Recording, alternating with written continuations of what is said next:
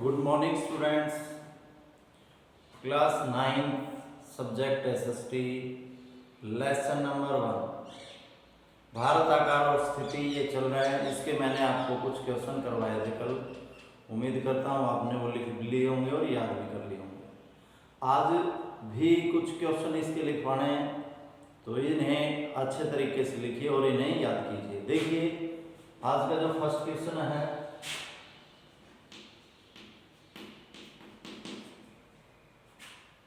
सूर्योदय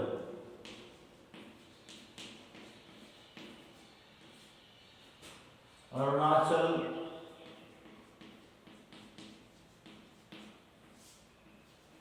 प्रदेश के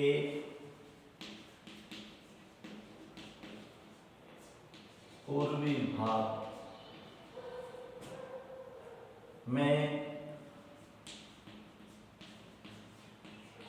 गुजरात के पश्चिमी भाग की अपेक्षा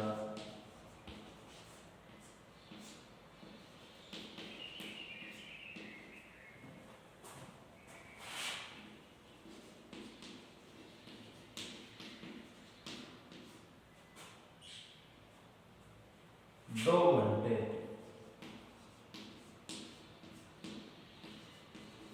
पहले क्यों होता है?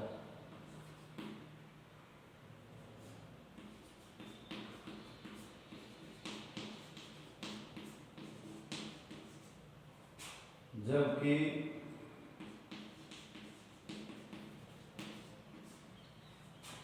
दोनों राज्यों में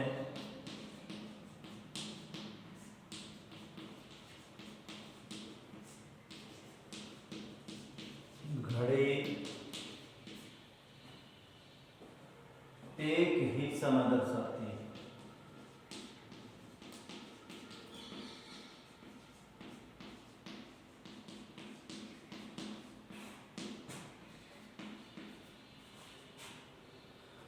स्पष्ट कीजिए।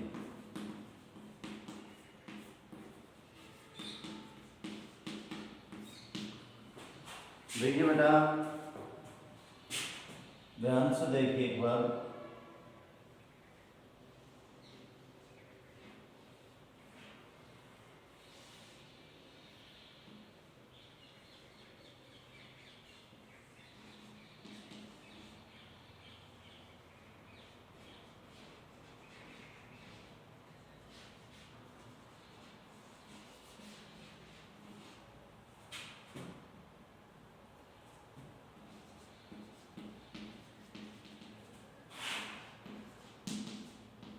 मैंने आपको बताया था कि जो पूर्व और पश्चिमी देशांतर है वो पूर्वी कितना है 97.25 डिग्री और ये कितना 68.7 डिग्री।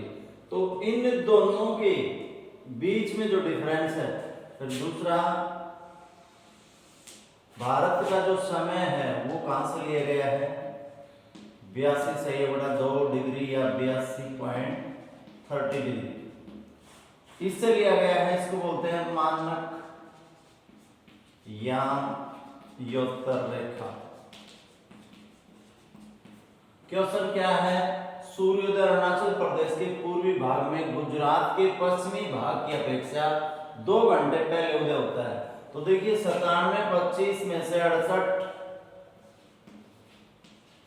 घटाएंगे तो लगभग 29.2 या फिर 30 डिग्री का डिफरेंस होता है। तो 1 डिग्री बराबर 1 डिग्री चलने में कितने मिनट लगते हैं? 4 मिनट। डिग्री कितना है? 30। तो 30 गुणा 4 बराबर 120 मिनट,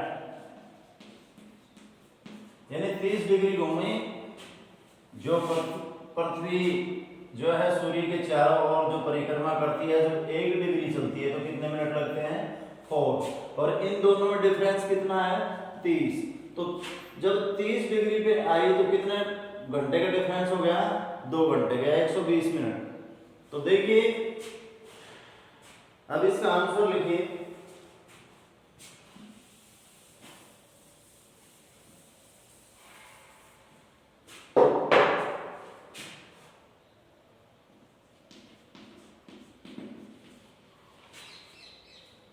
ऐसा भारत के मानक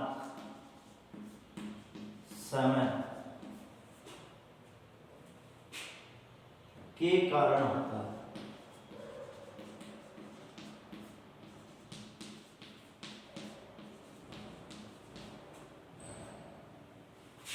बयासी डिग्री 30 पूर्वी देशांतर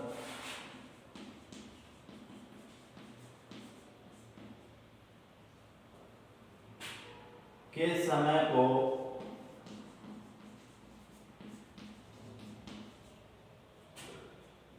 पूरे देश का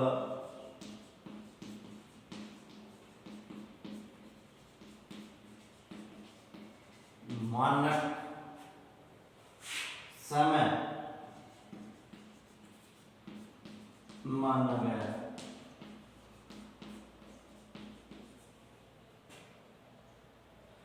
पूरे देश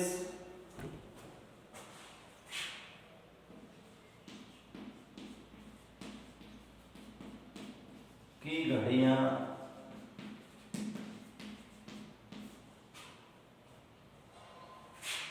इसी मानक समय के अनुसार चलती है।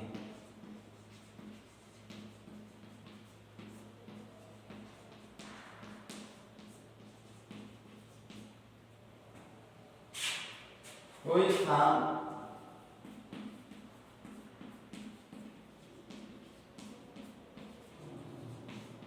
पूर्व में है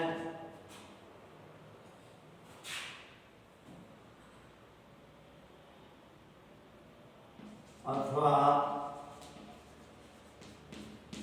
पश्चिम में,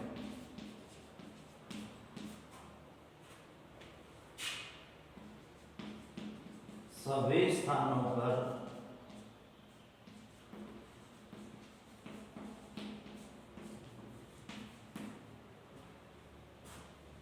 एक ही समय रहता है।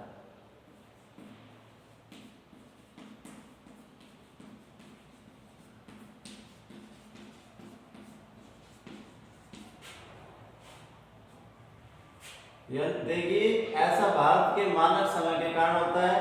82 डिग्री 30 पूर्वी देशांतर के समय को पूरे देश का मानक समय माना गया है। पूरे देश की जो घड़ियां हैं इसी मानक समय के अनुसार चलती हैं। कोई स्थान पूर्व में है अथवा पश्चिम में, सभी स्थानों पर एक ही समय रहता है। कैसे रहता है फिर देखिए,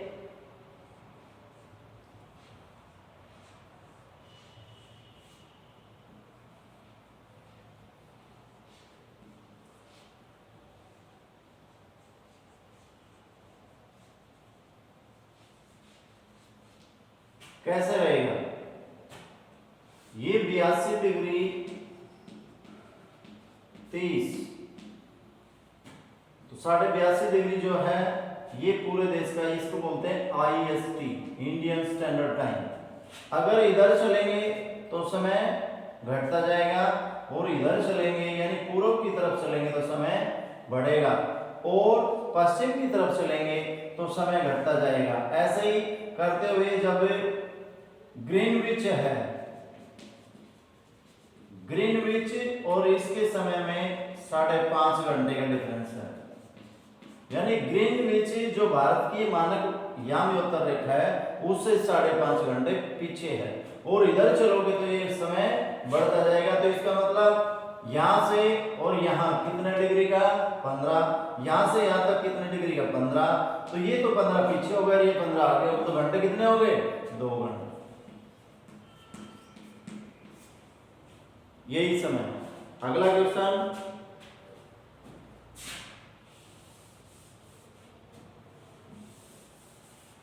अब देखिए अगला जो क्वेश्चन है इसमें दे रखे हैं हिंद महासागर में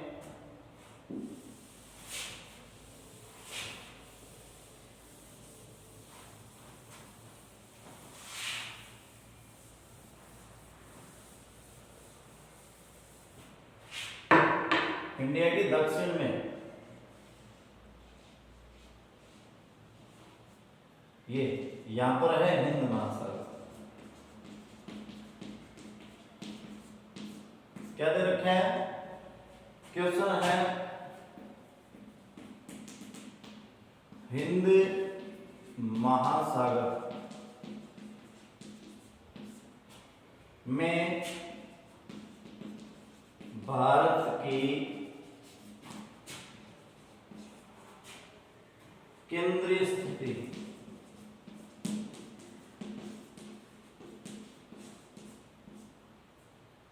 से इसे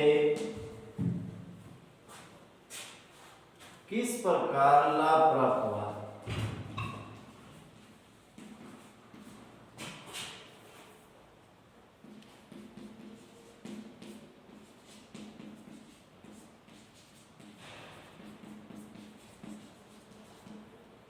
भारत की जो केंद्रीय हिंद महासागर में भारत की केंद्रीय स्थिति से इसे किस प्रकार लाभ प्राप्त हुआ है? देखिए,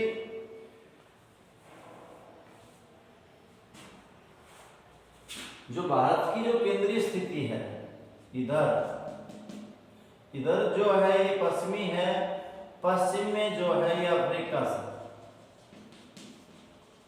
अफ्रीका महाद्वीप या फिर अमेरिका महाद्वीप, इधर के जो भी देश हैं उनसे क्या करता है भारत? व्यापार करता है। पूर्वी जो देश हैं, इधर बंगाल की खाड़ी है या हिंद महासागर है, इसके माध्यम से जो पूर्वी देश हैं या ऑस्ट्रेलिया, न्यूजीलैंड वगैरह जो देश हैं, उन ऑस्ट्रेलिया महाद्वीप के जो देश हैं उनसे भारत क्या करता है? व्यापार करता है। तो देखिए इसमें दे रखा है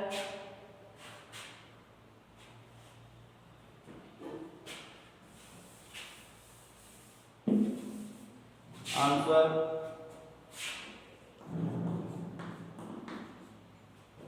हिंद महासागर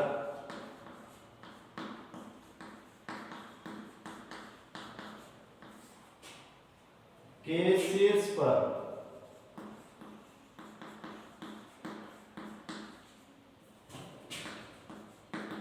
भारत की केंद्रीय स्थिति है। स्थिति केंद्रीय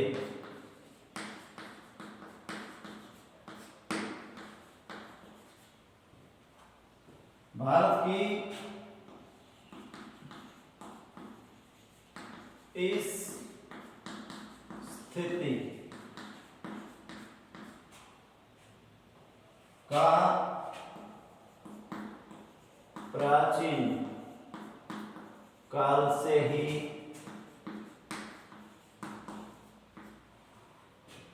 लाभ मिलता है।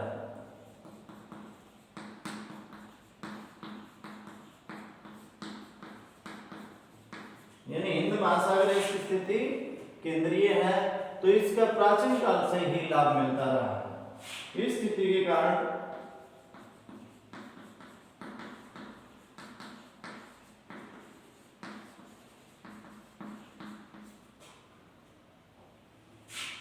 भारत से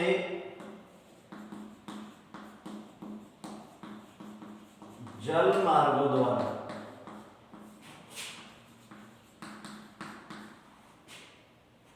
पूर्वी अफ्रीका,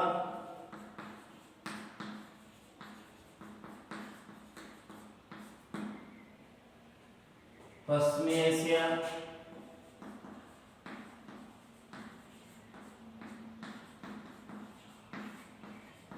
सऊदी अरब, ईरान, इराक आदि देशों से इसका व्यापार होता है। दक्षिण तथा दक्षिण पूर्व एशिया,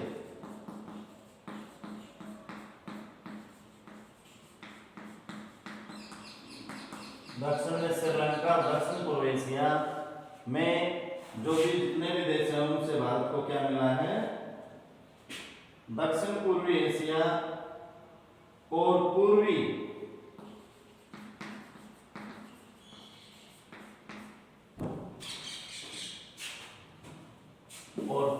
एशिया एशिया के जितने भी देश हैं उनसे इसको क्या मिला है? लाभ।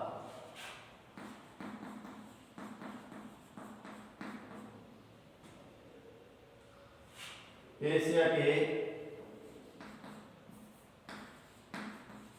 देशों में पहुंचा जा सकता है।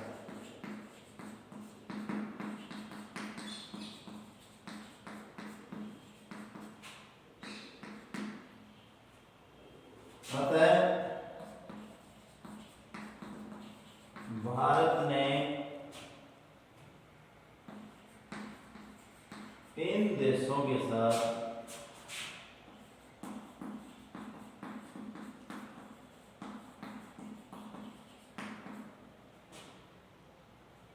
घनिष्ठ सांस्कृतिक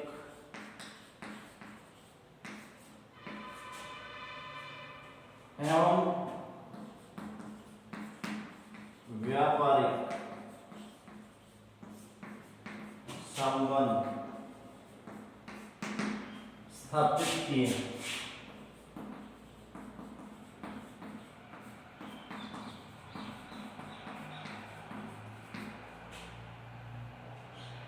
भारत की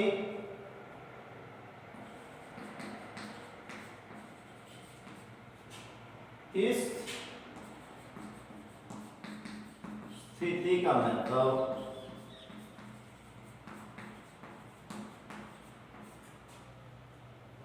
इस बात से भी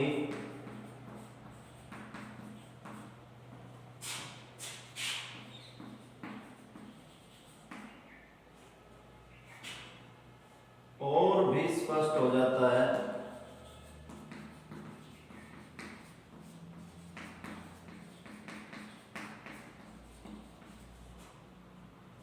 कि देश के साथ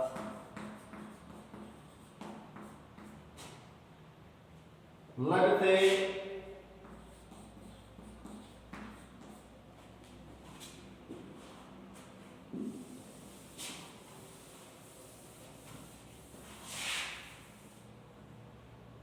देश के साथ लगते महासागर का नाम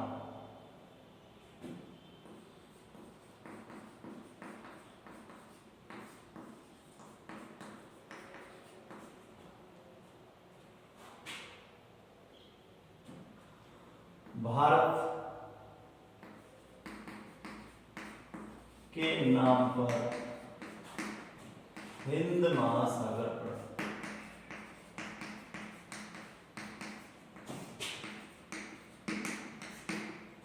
भारत की इस महासागर में स्थिति है वो केंद्रीय है, इसलिए इसका व्यापार पूर्वी एशिया के देशों, पश्चिमी एशिया के देशों, दक्षिणी एशिया के देशों के साथ इसका व्यापार हमेशा से रहा है। इसलिए इनके साथ इसका घनिष्ठ संबंध भी रहा है, सांस्कृतिक हो चाहे व्यापार का आपस में लेन देन हो।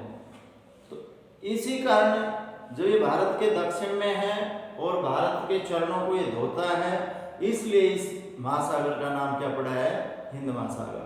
तो स्टूडेंट ये 2 क्वेश्चन थे, इन्हें आप अपनी नोटबुक में लिखिए और इन्हें याद कीजिए। धन्यवाद।